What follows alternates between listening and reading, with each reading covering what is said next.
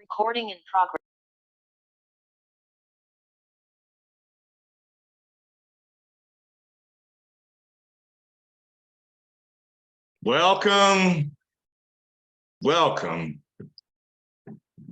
Welcome in everyone to Care Concierge, a service of CarePatrol, where education is the heart of everything that we do.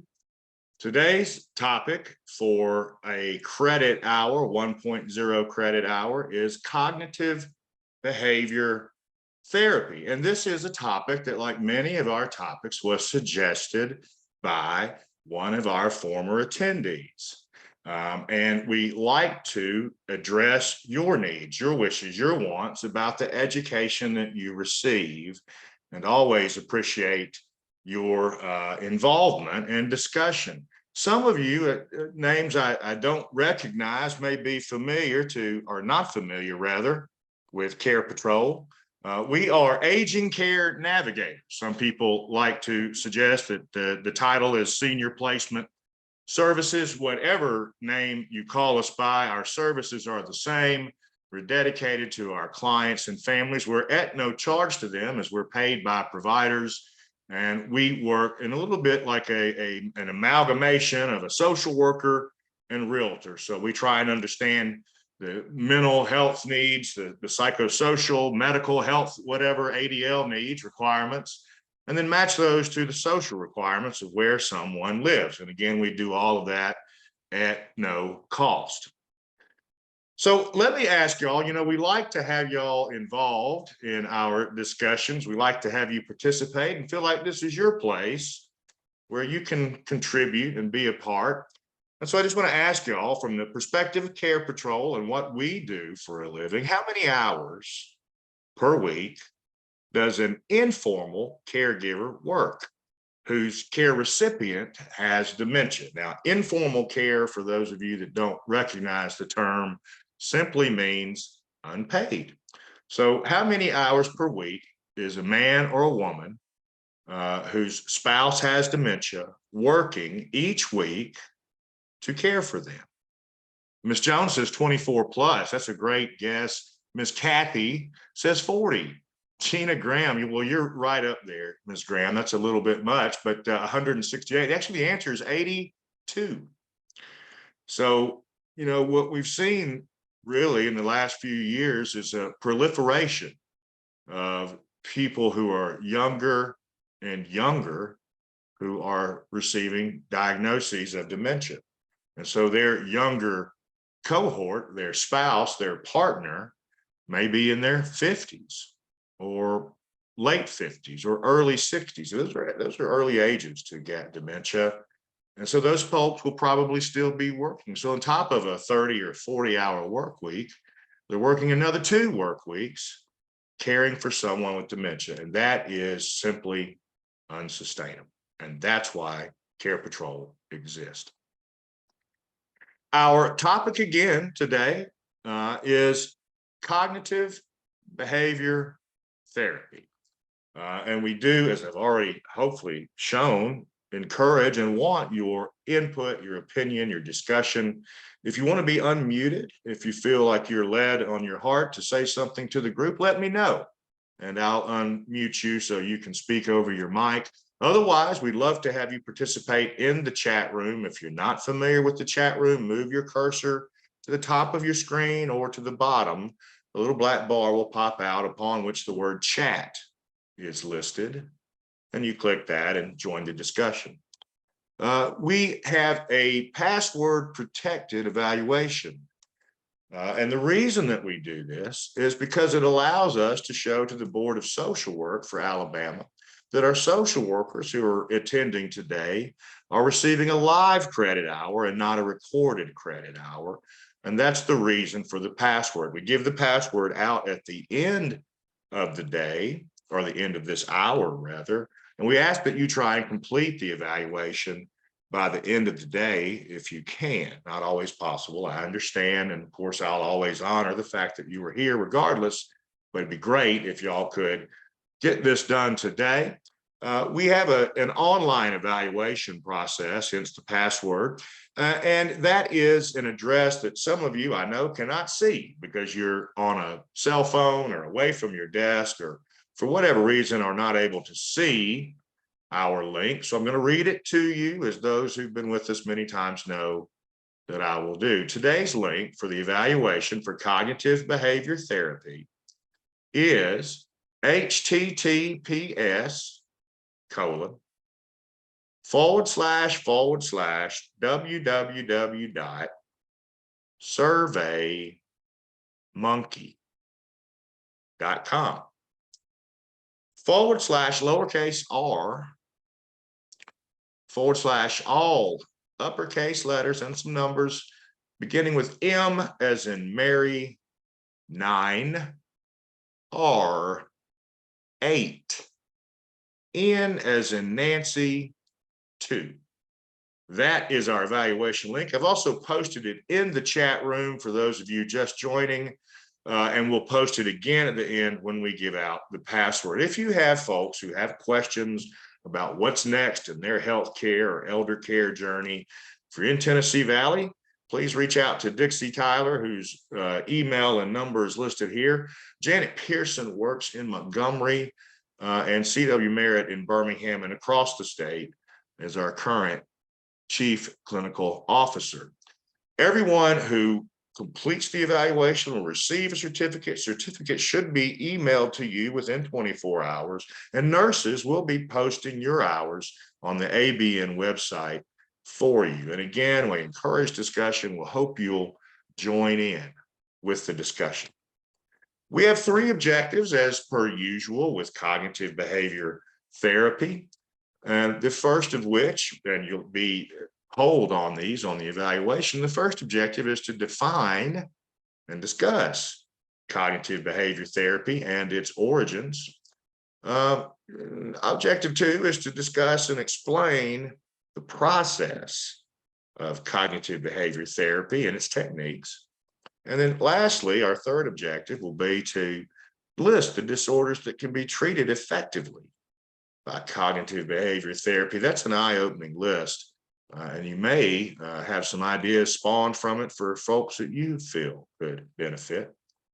Those are our objectives.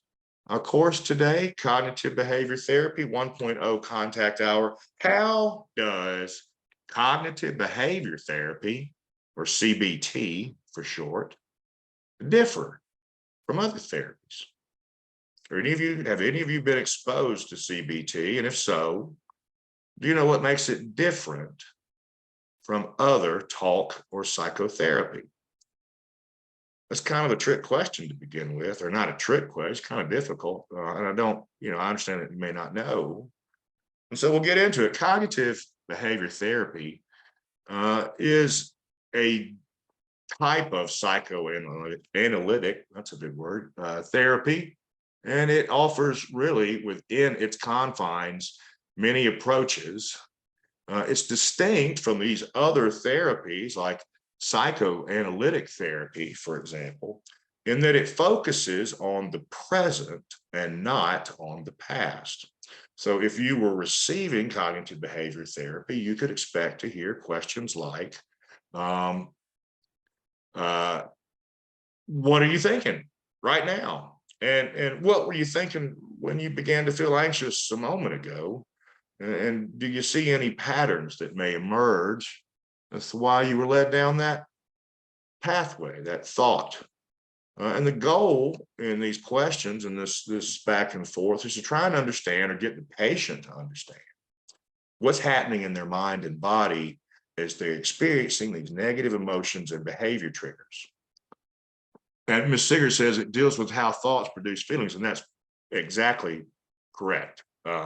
It does. When did CBT come into existence, y'all? Is this something that's been around since the days of, I don't know, Freud? Or is it something that's somewhat newer in practice? When, does anyone have a guess, when did CBT come into existence?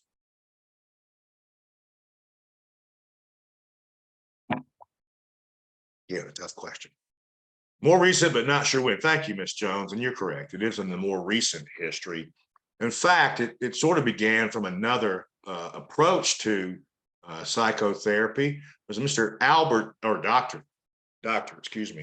Ellis, who at the 1957 American Psychological Association Convention unveiled his new approach to therapy. He had grown, Ellis had, dissatisfied with classical analysis, and he was a student of Freud. And he agreed with Freud that irrational forces may have significant effects on thoughts and behaviors.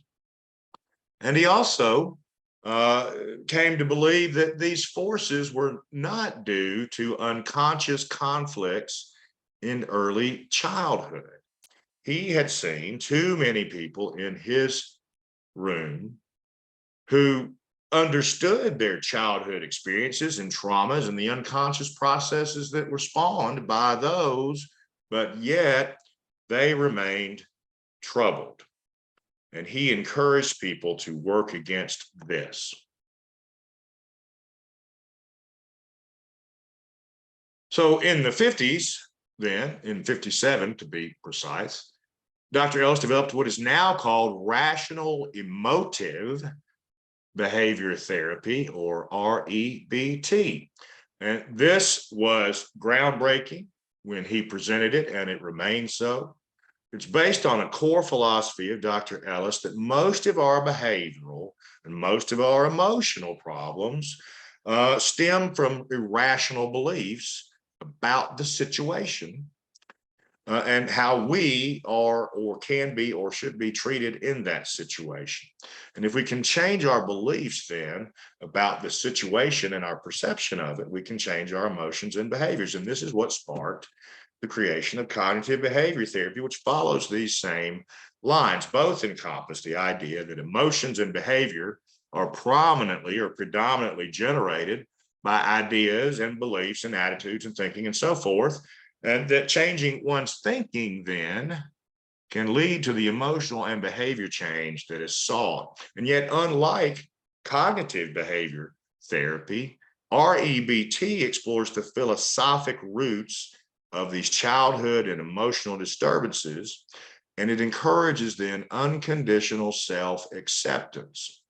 It distinguishes between the self-destructive and negative emotions that we're experiencing, and lets us understand how to experience negative emotions in a calm and appropriate way, and or avoid negative emotions. And so around the same time as Ellis, Aaron Beck developed a similar, but still his own unique approach to therapy. Like Ellis, he was a student of Freud, and like Ellis, he had grown dissatisfied with the outcome of traditional psychoanalytic therapy. And he then formulated the cognitive theory that is the base upon which cognitive behavior therapy is built. And that then at the time and since has garnered worldwide attention. CBT is worldwide. It has extensive research behind it. And it's typically now known as CBT and not CT. So it's cognitive behavioral therapy. And in addition to Ellis and Beck, a number of other celebrated psychologists and psychiatrists have contributed to the field and have further developed CBT. And the ones that you may recognize among the list here on the screen are one, David Burns. If you've ever picked up the Feeling Good Handbook or the workbook, then that's David Burns. And if you haven't, next time you're in a bookstore, look for David Burns. I think you'll be enriched and rewarded. And then Marsha Linehan, listed here, actually used cognitive behavior therapy and her own tradition of mindfulness and meditation practice into forming DBT, dialectical behavior therapy. And so, again, there have been a number of people that have contributed to this field, not just Beck and Ellis. And so what is it, y'all? What is cognitive behavior therapy? Does anyone know, or is that why you're here with us, is to find out? If you already know, let us know what you think cognitive behavior therapy is and does. And we'd love to share and hear your information. And we'll just tell you then that in its simplest form, cognitive behavior therapy hypothesizes that emotions and behaviors are influenced by perceptions of events. And it's not the situation that determines what people feel, but rather the way in which they consider or approach the situation. Thank you, Ms. Jones. It is supposed to be more result oriented. And so how people feel then is determined by how they interpret. Doesn't that follow? For example, if you are a depressed patient, you would be considered to be someone who maybe had a negative disposition or was excessively negative in your interpretation of events. And this would ring true. This would follow the line of thinking that creates cognitive behavior therapy. So through CBT, people learn that their perceptions directly influence how they respond to specific situations. It's not distinct, as we've said. There are many variations of CBT, and it includes, as we've said, RBT, cognitive therapy, which preceded and was Beck's original cognitive behavior therapy, and then the dialectical behavior therapy that Marsha Linehan developed based on the work. So what then do you suppose would be the core principles or elements of CBT that bind them among practitioners as well as patients? What could be, or what are, do you know, the core principles or the core elements of CBT? What is the foundation upon which this worldwide phenomenon of therapy is based? Well, it's based on several core principles, psychological and otherwise. It can be that we experience or exhibiting problematic or unhelpful patterns of thinking. We may have learned these patterns from childhood. We may have learned in our childhood central ideas about ourselves and about the world around us that have stuck around and become problematic core beliefs. And then there's just a general feeling among those who practice CBT that people can get better, can learn better ways of coping, can be more effective. And so if we want to help relieve symptoms and improve mental and emotional health, what do we have to do? Well, at a core group, at a core level, we have to put ourselves out of business a little bit, because we need to teach our patients to be their own therapist and equip them with the tools to address any maladaptive behaviors or thought patterns that exist within them. So fundamental to cognitive behavior therapy is the cognitive model that Beck proposed and was further outlined, delineated in 1976. And Beck suggests that there are three levels of cognition. And that these three levels are sort of feed into each other and back and forth in a way. And these are, one, our core beliefs. Again, what we believe about self and our place in the world. Dysfunctional assumptions such as I'm lonely, I'm overweight, I'm this, I'm that, and therefore I will have other negative thoughts come into my life. These are the negative automatic thoughts that are born of these core beliefs and dysfunctional assumptions. Core beliefs are learned early in life. I think I said that, and they're influenced by childhood experiences and by the patient. These core beliefs are seen as absolute. So the key cognitive concept in Dr. Beck is guided discovery, which involved trying to understand what is the patient's view of themselves and the world, and how do we help them become aware of any underlying core beliefs or dysfunctional assumptions that are leading to these. And the cognitive triad of negative core beliefs, as identified and defined by Beck, would capture how patients relate to, one, the self. For example, you may have someone present who says, I'm useless, I'm worthless. The world and others, and the same person might later in discovery say, The world's an unfair place. Nothing good happens. Nothing good happens to me. And in the future, nothing will ever good happen to me. Those are the cognitive triad of negative core beliefs. And I'll say to y'all, cognitive behavior therapy is a large, as you can imagine, topic. So one, I'm talking a little fast today. I apologize. And two, I may not still get all the information out, but I want you to know that it is a preferred therapy in the world. Dysfunctional assumptions that we make are rigid. They're conditional, and they are the rules for living that we place on ourselves. These can be and often are unrealistic, and they are often maladaptive. And these negative automatic thoughts, or NATs, are involuntarily activated in situations that trigger these core beliefs. Okay, and the negative automatic thoughts, or the NATs, for example, with someone who's depressed, would typically center on themes of negativity, low self-esteem, and uselessness.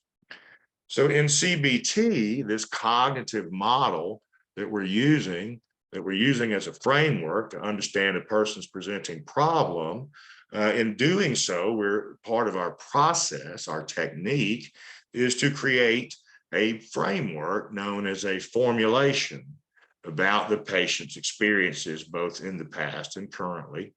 And the formulation is just this. It's just a hypothesis. It's just a hypothesis about the causes, precipitants, and maintaining influences of a person's problem. This is Dr. Eels in 1997. Again, further research into CBT. The formulation, the point and purpose of which is to try and make sense of the individual's experience and aid the mutual understanding between the individual and the therapist, and to really understanding what are the difficulties that we need to address in this therapy. How does CBT work, y'all? Anyone understand it? I think Miss Jones and Miss Siggers, you seem to have some understanding. Do you know how CBT works? Does anyone know how CBT works? Does anyone know how CBT works? Well, just like this, there are 3 layers in the CBT model of cognitive dysfunction. There are these automatic thoughts, these negative automatic thoughts that are a brief stream of thought about ourselves and others and our place among those others. These automatic thoughts are largely specific and occur quickly throughout each day. You've had them in the midst of this conversation, no doubt, and we were unaware of it, as we're often unaware of our thoughts, our negative thoughts most especially, and these emotions that these negative thoughts lead to within us. We then have what we look at as intermediate beliefs. And these are the rules that we've imposed upon ourselves when we come across certain situations in which we know we have difficulty. So it's not really situation specific so much as an automatic thought is, but it is still tied to the event.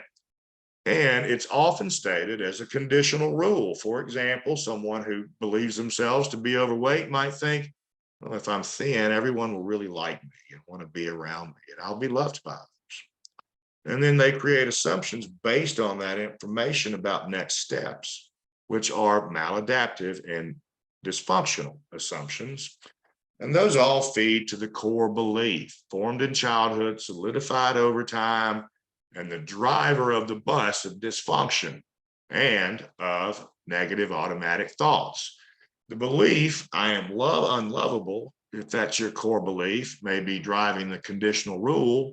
If I am thin, then I will be loved by others.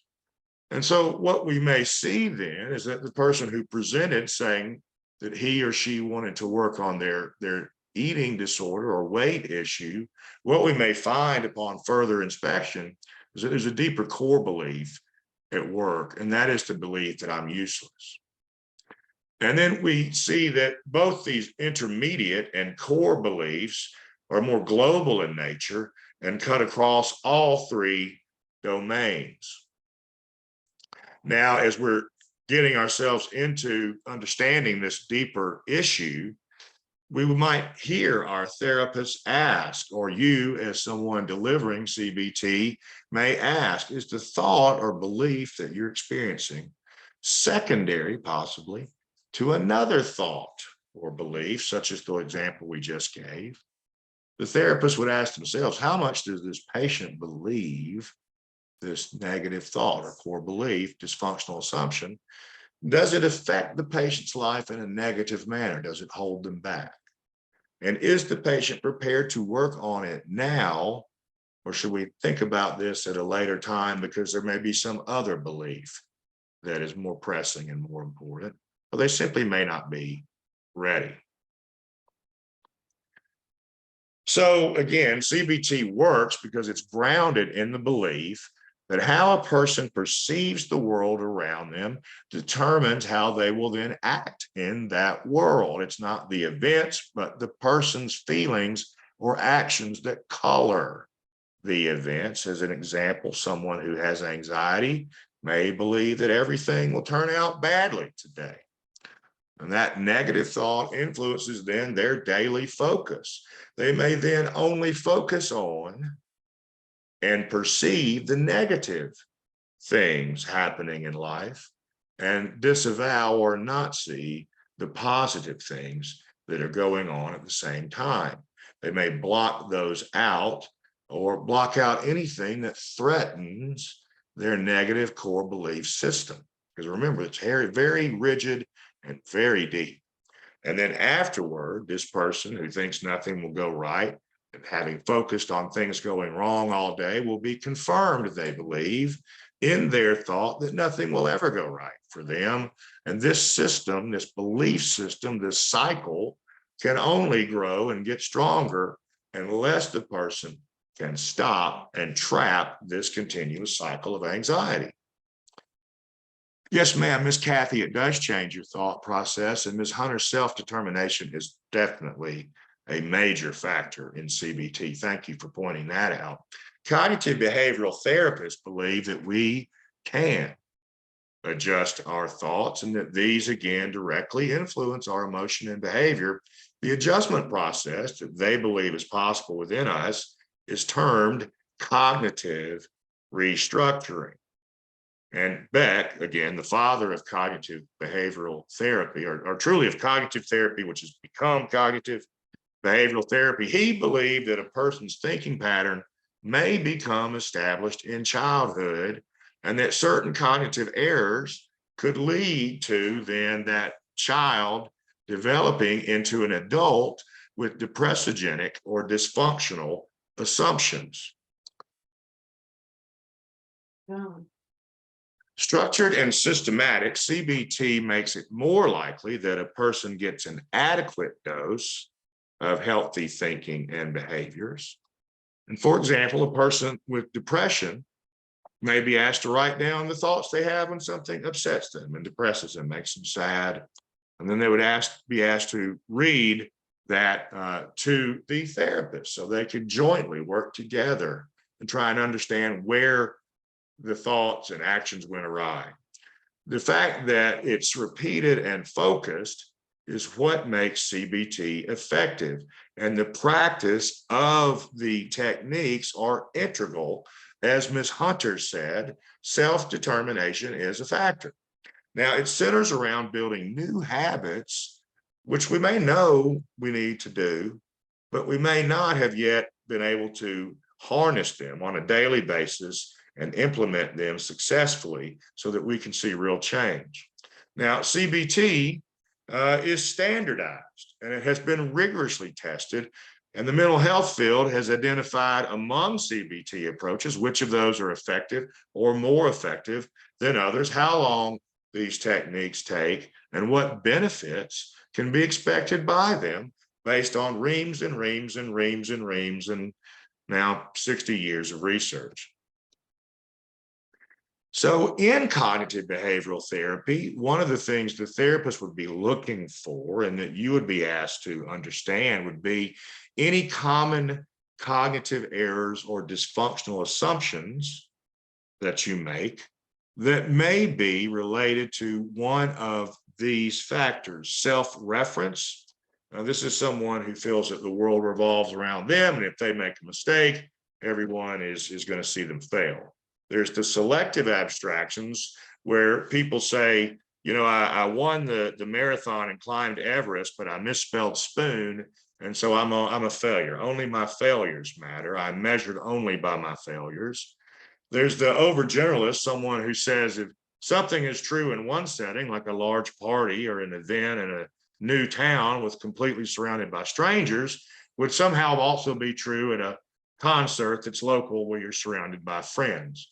There's excessive responsibility. There are those people who take responsibility for not only their own perception of failure, but for the failure of others and for bad things that happen that have nothing to do with that patient.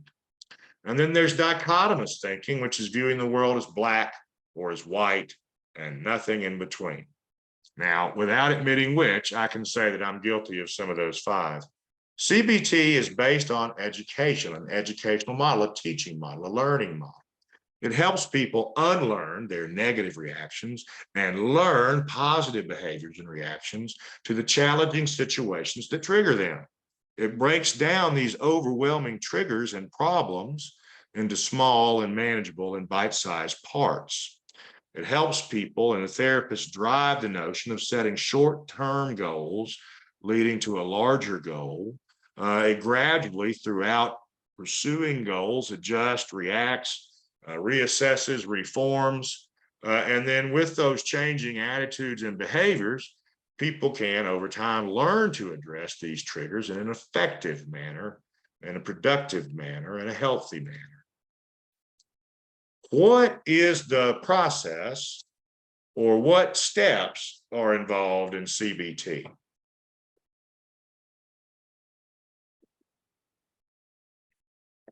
What is the process? What's involved in CBT? Well, there are 7 steps. We would begin by identifying any troubling situations or conditions in your life. And this might be, you may have had a recent diagnosis of type 2 diabetes. You may have just been served divorce papers. You may have had someone close to you pass away. Whatever the symptoms or outcomes of this mental health disorder, the therapist will work with you and you'll try and spend some time into deciding what problems and goals to focus on, as we discussed earlier. Are you concerned about being overweight, or is there something deeper and more core to you that is the bigger issue, such as you believe you're useless or worthless? So as we become aware of our thoughts and emotions and beliefs, we then will be encouraged to share them with the therapist. And observing what you tell yourself about the experience is what the therapist will perceive as your self-talk and as an indicator of your core belief. It will be a lead-in for them to your interpretation of that event and perhaps other events. It will help them understand better how you feel about yourself, how you feel about other people, how you feel about yourself in conjunction with other people, and any responses that brings up. And then the therapist will work with you, the patient, to identify when you have inaccurate thinking, when you're making dysfunctional assumptions. And so that may be part of contributing to the problem. So this core belief that I'm useless may be contributing more to the fact that I need to lose weight than vice versa, if that makes sense.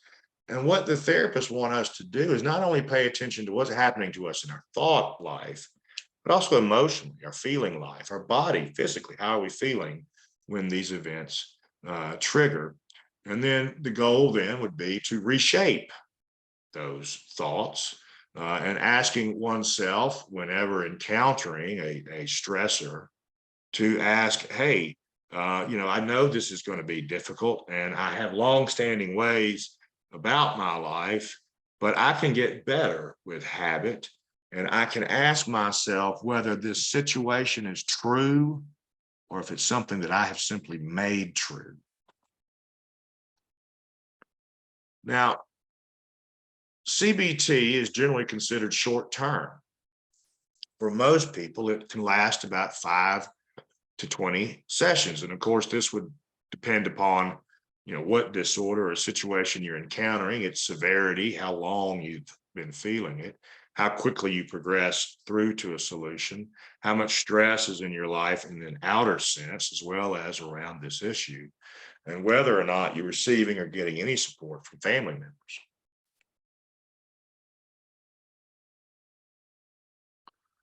So what then, y'all, are some techniques?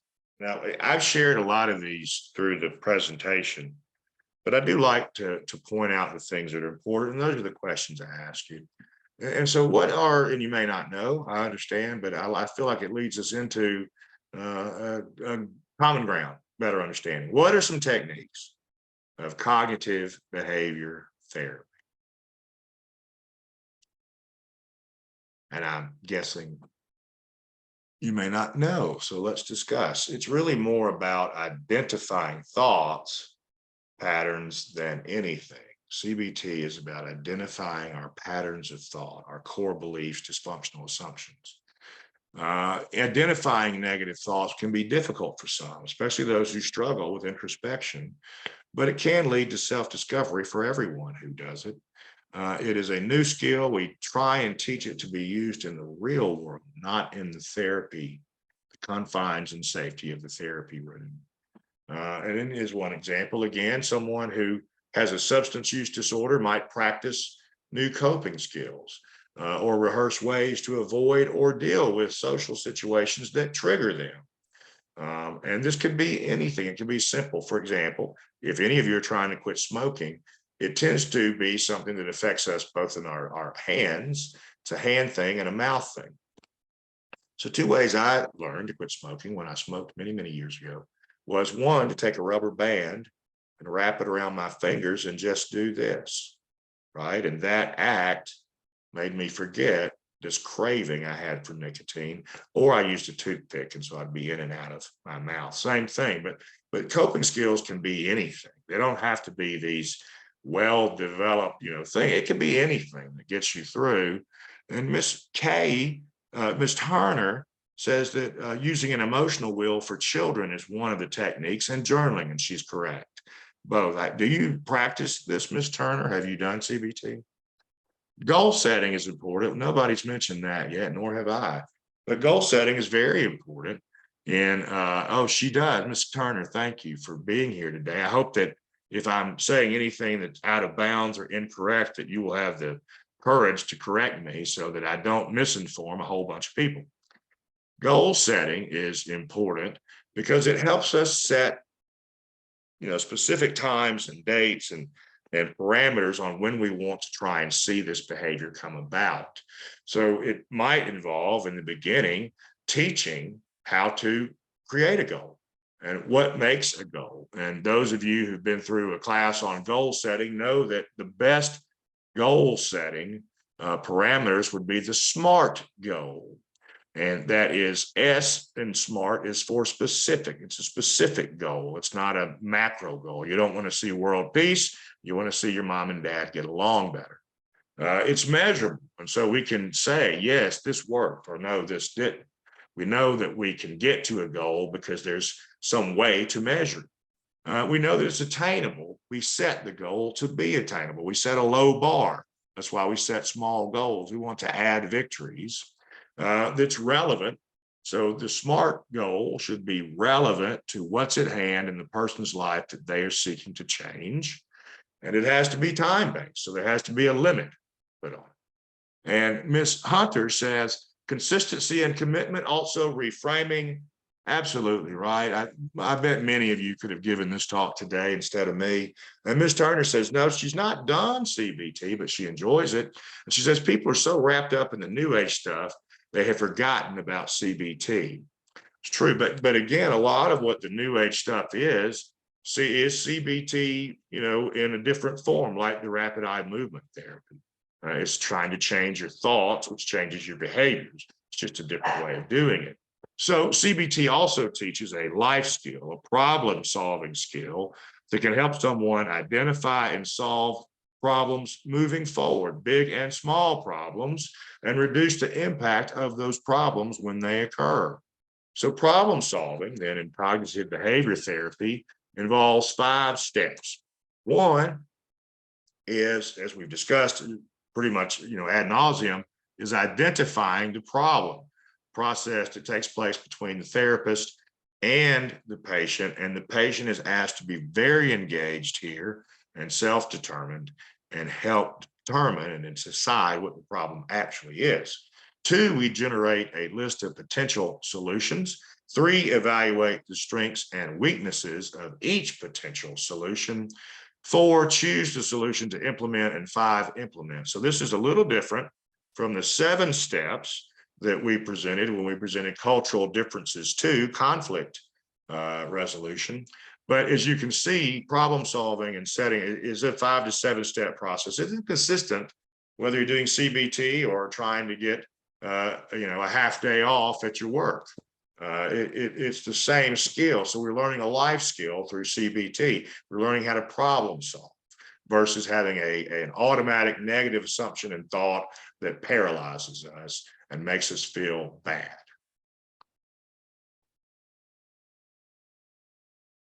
So behavioral testing is also used in CBT. This is one of the techniques used, and it would allow someone to test their, for example, catastrophic predictions if they are filled with anxiety.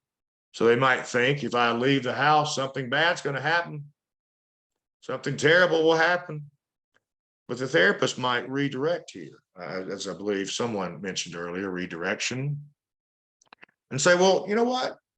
What else might happen? Let's say that something doesn't happen tragic and awful. What might take its place? What might happen? And then you might be followed with the question, well, why do you think, or what causes you to think that negative and horrible things will happen? And are there any alternative ways to view this? Or is it possible that negative and horrible things might not happen? And if so, how could we look at that? And then lastly, well, why is it important for us to go outside and leave the house? And you let the patient lead themselves through and bring themselves to the idea of why this is important and why they need to commit to doing it. Journaling, I can't remember who, and I think more than one person said it, but self-monitoring, which is journaling or diary work, is a very important technique. It's a daily log, generally asked to be a daily log, and it is one in which you try and replace your negative automatic thoughts and core beliefs with these positive new ways of looking at the issue and come up with a new schema, if you will, about yourself. So no, I am not useless. I am useful to people. So it involves then, the journaling involves tracking our behaviors and symptoms and experiences from the beginning of therapy through several weeks of it. And it helps the therapist help us decide, how best to treat, what course of action, what goals to set, what tests to overcome. And as one example, people with eating disorders may be asked to keep a journal of not only what they eat or when they eat, but why they eat, what they were thinking before they became hungry, what they were thinking as they were eating. Did they have a negative thought preceded by a positive thought through eating? And then there are other techniques that can be used as well with most anyone. There's role playing, relaxation strategies, and mental distraction. So the relaxation strategies, again, would be probably variations on meditation and mindfulness, like dialectical behavior therapy. And then the mental distractions might be the rapid eye, REDM, I believe is the acronym for the rapid eye movement that helps trauma victims sort of recount in depth and in detail the trauma, but then lessen its impact. And then there's role playing. So you might have a situation in which the patient felt abandoned at childhood, and the therapist may take on the role of the patient And the patient may take on the role of the parent who they feel abandoned them, and therefore gain greater perspective into why this happened and how it may not have had anything at all to do with the fact that you, the child, were useless.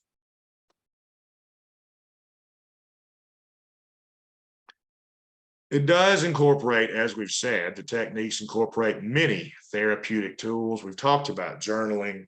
The therapist will work with you to challenge these deeply held beliefs. Well, why? What makes that so? What evidence do you have? Do you have data? Are there other people who experience the world in the same way? Are there a number of other people who experience the world in the same way? Mindfulness, which again is most often a meditative practice. And of course, there are hundreds and thousands of variations on meditation.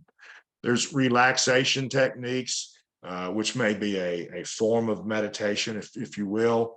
And then there's exercises, physical movement. We know, each of us know, that physical movement helps our emotional state. And there is a great deal of homework. Again, the person receiving CBT must be self-determined, because there will be a lot of homework between sessions. That is where the work is done. It's between sessions. So it may be exercises that the therapist set, goals, games. It may be reading certain texts or journals, or it may be writing certain, directed assignments. But what these homework assignments do is reinforce the therapy outside of the office, which you typically do not get with psychoanalysis. This journaling is crucial to most CBT programs, and it challenges the person to continue doing this work on their own, even after sessions end. Are there any disadvantages to CBT? Can anyone think of why this might not be a good thing? Could there be any patient population for whom this would be negative? Could there be any disadvantages to cognitive behavior therapy? Well, it does have its limitations. It's not a quick fix, although 5 to 20 weeks seems kind of quick to me. If you decide to undertake to find a therapist who practices CBT, you want to make sure that they are experts in the field and not me. So people with certain complex mental health needs may not be able to benefit from CBT, or at least not right away. Say someone that has severe trauma from their life. Some people may be vaguely unhappy, but they can't pinpoint why. They can't identify the problem, therefore they cannot work through CBT to identify the solution. There are people who have long-term health issues, who like irritable bowel, for example, or chronic fatigue, and they benefit from CBT in an emotional sense, but it does not have any effect upon their physical ailment. It can help people with development of positive attitudes or more positive attitudes. And we can say that for many people who do CBT, they also need to be doing traditional psychoanalysis to gain deeper insight into their core beliefs, core issues, maladaptive thinking.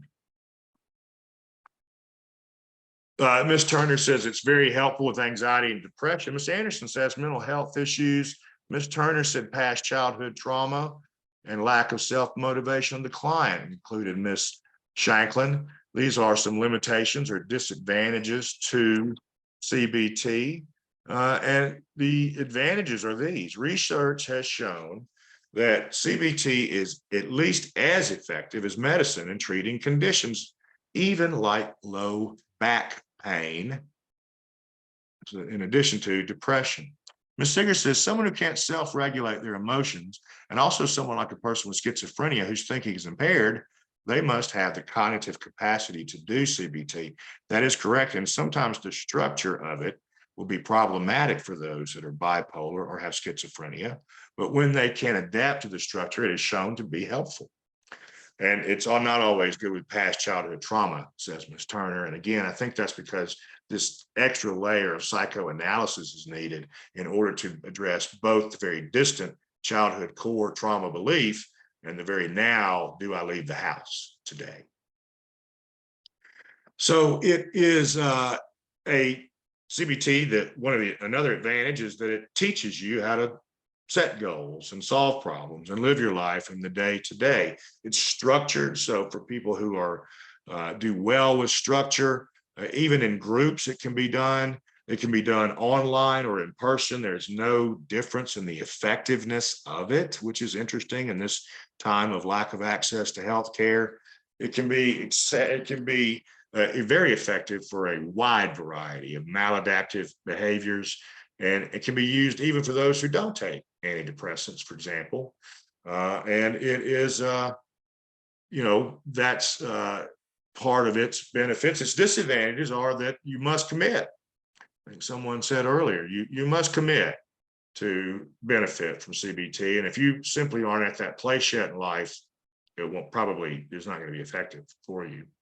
It is gradual. It's not a quick fix. It's not a miracle pill. It's a gradual process that takes incremental steps towards change. As someone earlier said, it's not necessarily suitable for people with complex mental health issues or learning difficulties, or for people who find structure difficult. And it only addresses the current. So it doesn't address the past childhood trauma, which is why it's not always good, used alone with trauma victims. And it focuses on changing yourself, but it doesn't look at other factors, such as, for example, your financial wherewithal. And initially, some patients say when they're trying to practice CBT that they have thoughts that are not rational or healthy, but just having become aware of them doesn't seem to help them, minimize these intrusional thoughts. So who can provide cognitive behavior therapy? Who can provide? Can you, can I? Who can provide cognitive behavior therapy? Well, quite a lot of folks, including you, and including me, if I were to maybe take some opportunities to educate myself a little farther. It does, as we know, help to manage mental illness symptoms. It does help prevent relapse of mental illness systems. It treats mental illness when medications aren't a good option. It teaches us techniques. It teaches us ways to manage our emotions, to resolve conflicts, cope with grief and loss. It allows us to overcome emotional trauma, to cope with a medical diagnosis or illness, and to manage any chronic physical symptoms like, for example, low back pain. Here's my cursor. There we go. It also treats much more than depression or mental health issues. It now shows that people who have clearly defined behavioral issues can benefit. And it is specific problems that we want to address with CBT, the kind of problems that can affect our quality of life on a day-to-day basis. So not only can CBT treat depression, anxiety, mood issues, PTSD, obsessions and compulsions, it can also treat chronic fatigue syndrome, irritable bowel, as I said earlier, substance dependency, phobias, should I leave the house, eating disorders, pain issues, erratic sleep, sexual issues, and anger management. And combined with medication, it can be effective for bipolar and schizophrenic disorders.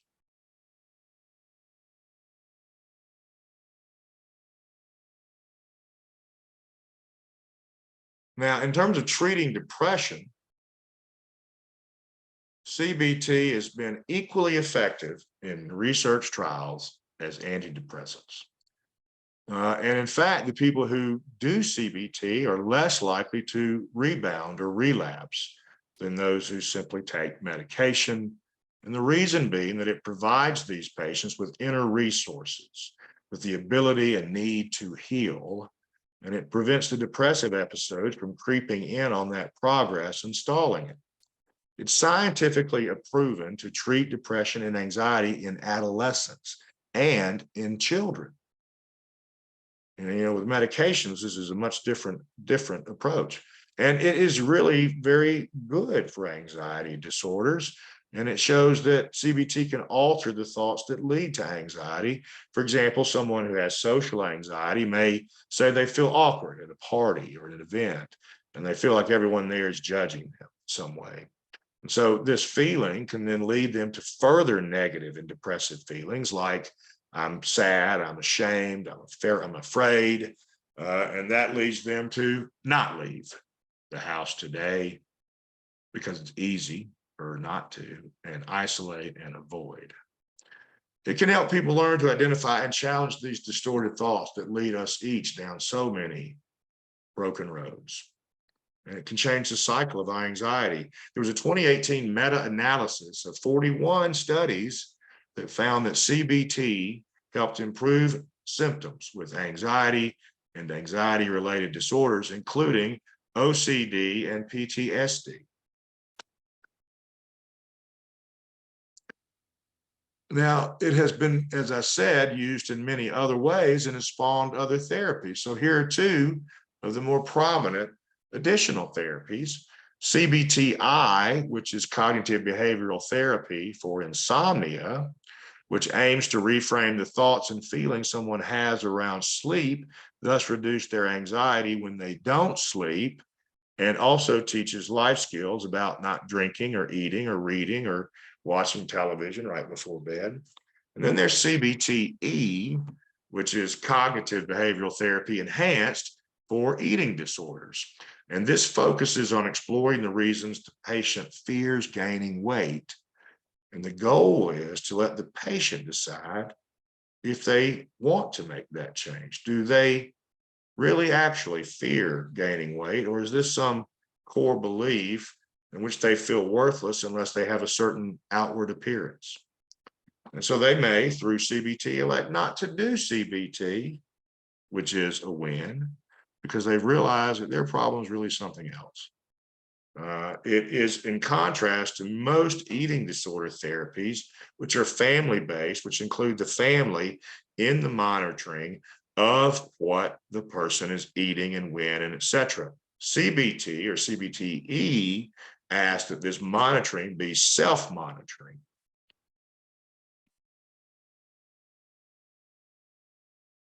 So where does CBT rank among therapies?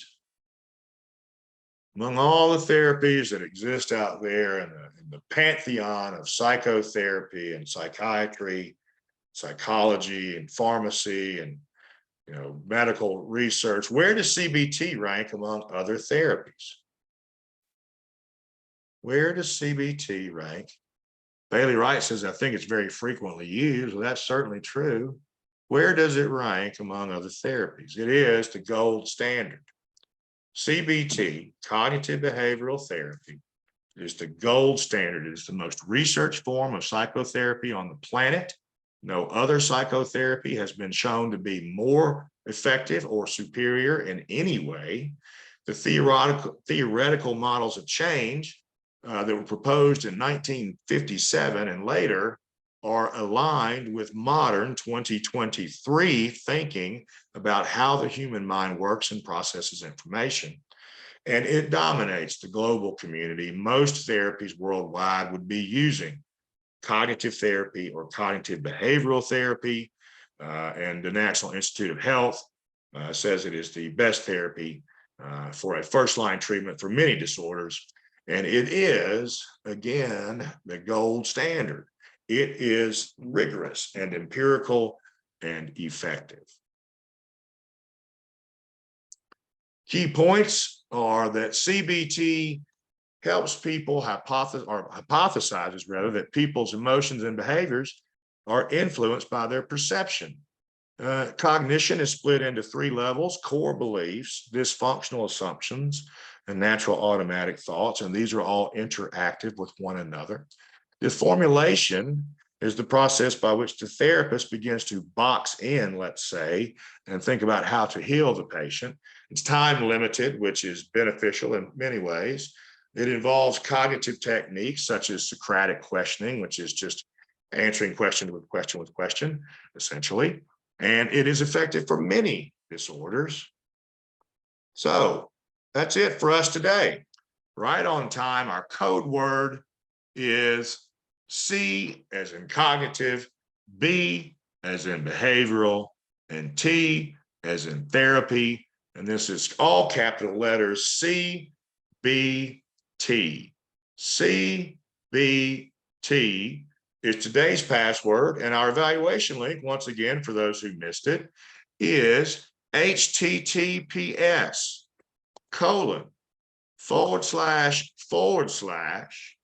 www.surveymonkey.com .com/lowercase r/ uppercase letters, all caps, M as in Mary, 9, R, 8, F as in Frank, N as in Nancy, 2. That's our evaluation link. Our code word is CBT. Please try and get these done by 8 today so I can get the emails out first thing in the morning, and you'll receive your certificate as soon as I get it out. You must do the evaluation to get credit for today's hour. Nurses, we will be loading your presentations onto the ABN website for you. Social workers and nurses alike will get a certificate in the mail. And as always, we thank you for referring CarePatrol, and for when you come across someone who may need to ask questions about aging care, that you ask them if we can have their name and number, and we'll call them, and we're free, and we'll talk to them as long as is necessary. The password I did put in comments. Ms. Talbert did it again. Thank you all. Thank you for your very kind words about what we do here, and I appreciate the fact that you join us from time to time. Join us next Monday when we talk about Medicaid waiver services. And until then, I hope everyone has a great week ahead, filled with many positive thoughts, and God bless y'all.